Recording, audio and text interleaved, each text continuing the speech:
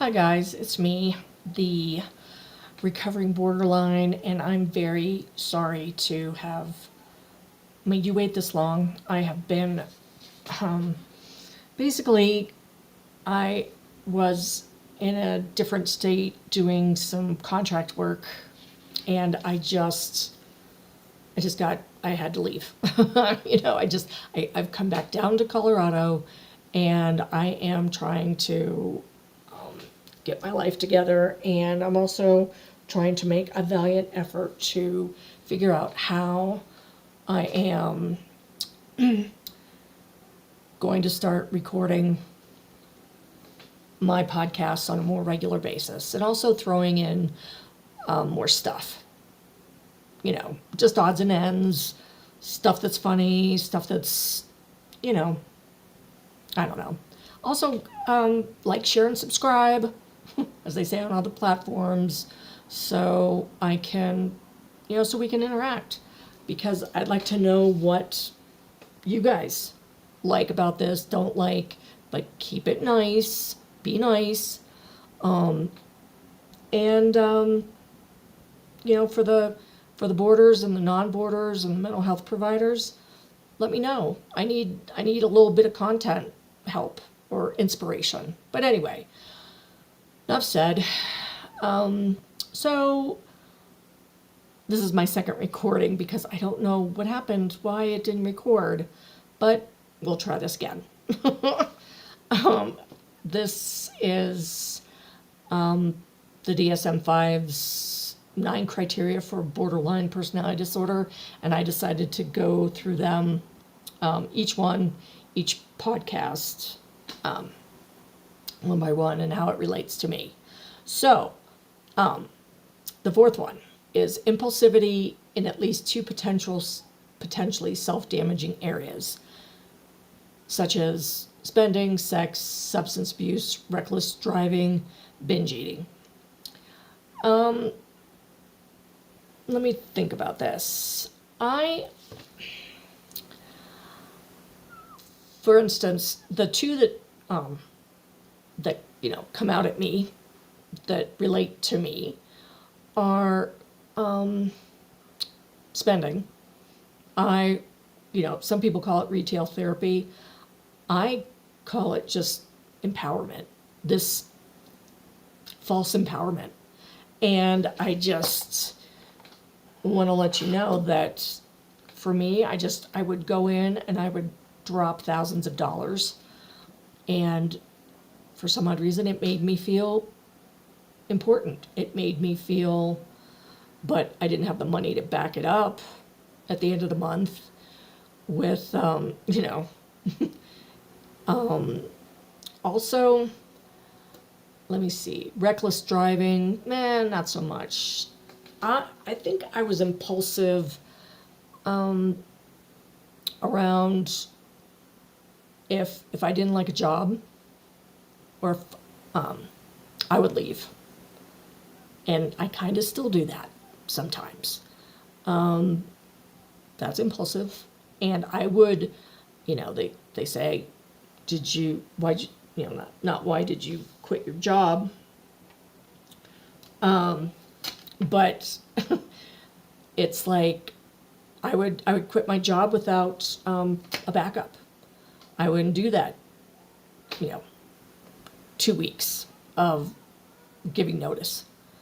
And I think the problem is, if I've had PTSD with nurse managers, I have to tell you. I mean, the nurse managers that I have dealt with in the past did not know much about mental health, or they had mental health issues themselves and they weren't getting it taken care of. But anyway, I digress. And there's still a stigma out there in the nursing field, at least. Oh my God. But that's a whole nother podcast.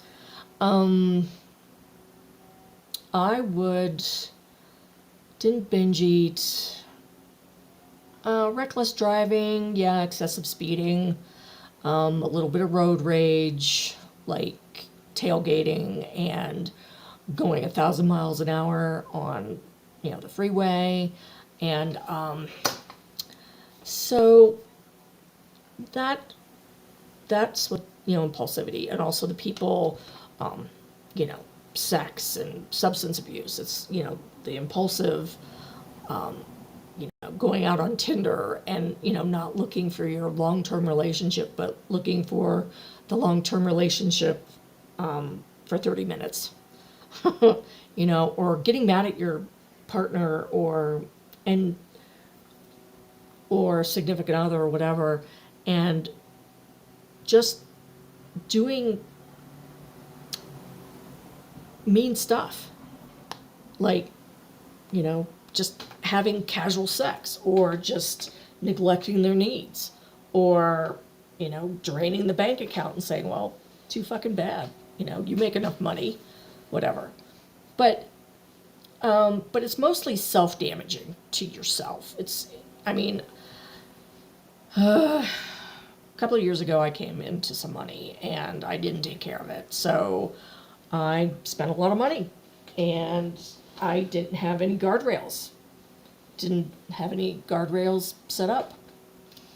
And actually it's funny, I've been kind of irritable because of coming back to Colorado, just trying to get my life in order. And I was talking with my shrink the other day, and he just all of a sudden he's like, so do you still have any money? And I was like, I'm not talking about that. And when I came in, I just said, I'm not in a very good mood. Okay. And he's like, I can see that. So, but anyway, the impulsivity is self-damaging, whether it's more psychological, because when you think about self-damaging physically, that kind of goes into the cutting, it goes into the, that kind of thing. And I want to keep those separate.